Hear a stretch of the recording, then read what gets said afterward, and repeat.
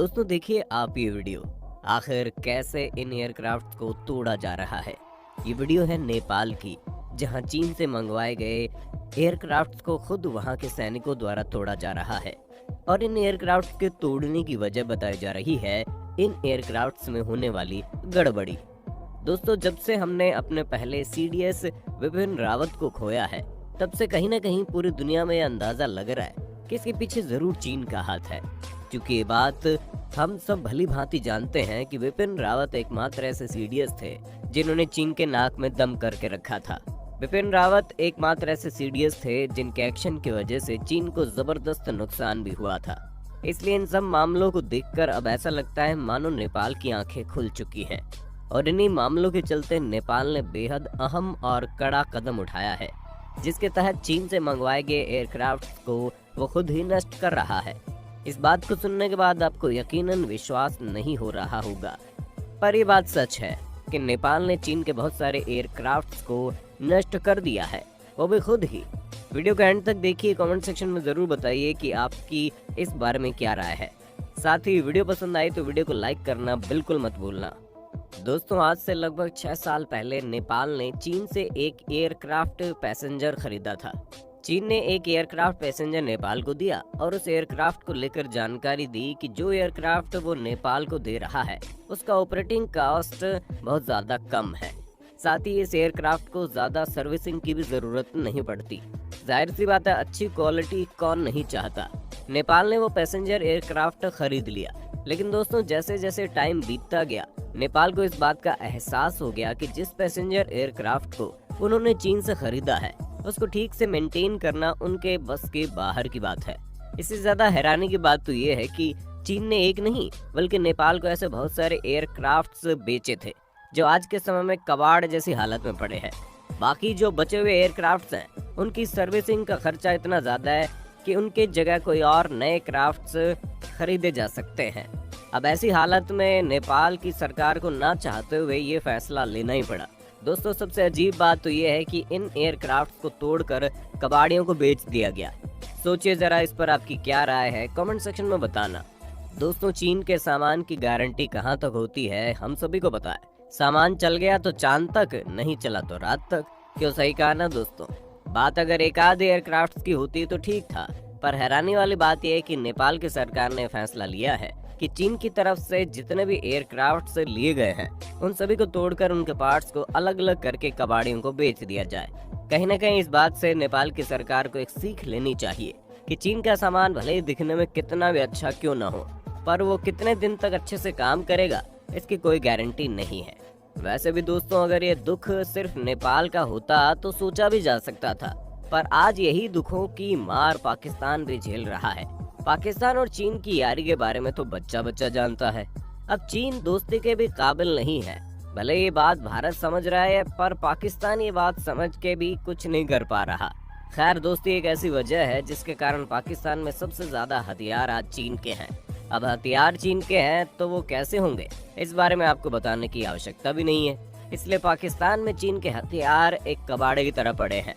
बाकी जो बचे खुचे हथियार हैं उनकी सर्विसिंग के पैसे इतने ज्यादा है कि उनके बारे में सोचना पाकिस्तान के तो बस की बात नहीं है। इसी साल यानी जनवरी 2021 में China national arrow technology import और एक्सपोर्ट कॉरपोरेशन की तरफ से पाकिस्तान को कुछ ड्रोन बेचे गए थे। अब अगर ड्रोन लिए गए हैं तो उसमें से तो पाकिस्तान की सेना में ताकत का इजाफा होना चाहिए, पर जब सामान ही चीन का हो तो इजाफा कहाँ से हो। ऐसा कुछ सोचना किसी बेवकूफ़ी से कम तो होगा नहीं। आज ये ड्रोन्स पाकिस्तान के लिए एक सरदर्द बनकर रह गए हैं। अभी पूरे 1 साल भी नहीं हुए कि इनमें से आधे से ज्यादा ड्रोन तो खराब हो चुके हैं, जिसकी वजह से ये ड्रोन उड़ते ही नहीं है। चीन ने पाकिस्तान को जो ड्रोन बेचे थे उनमें प्रॉब्लम ये थी कि ड्रोन के फ्रंट कैमरा में से नाइट्रोजन गैस निकल रहा था। जाहिर सी बात है पाकिस्तान की सेना चाहती थी कि ड्रोन की इस प्रॉब्लम को जल्द से जल्द खत्म किया जाए।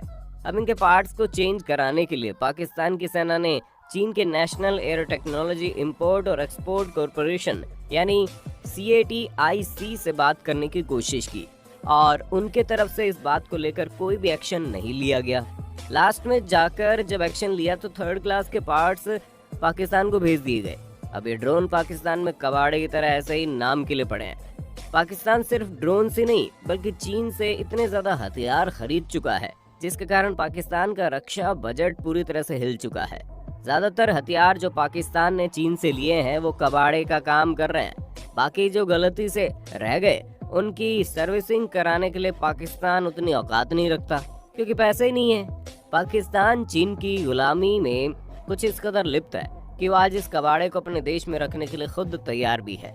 दोस्तों, पाकिस्तान ने आज से लगभग कुछ साल पहले चीन से J-10 से लेकर J-50 जैसे फाइटर प्लेन्स को खरीदा था, लेकिन आज देखिए पाकिस्तान में मात्र धूल और दिखावे के लिए पड़े हैं।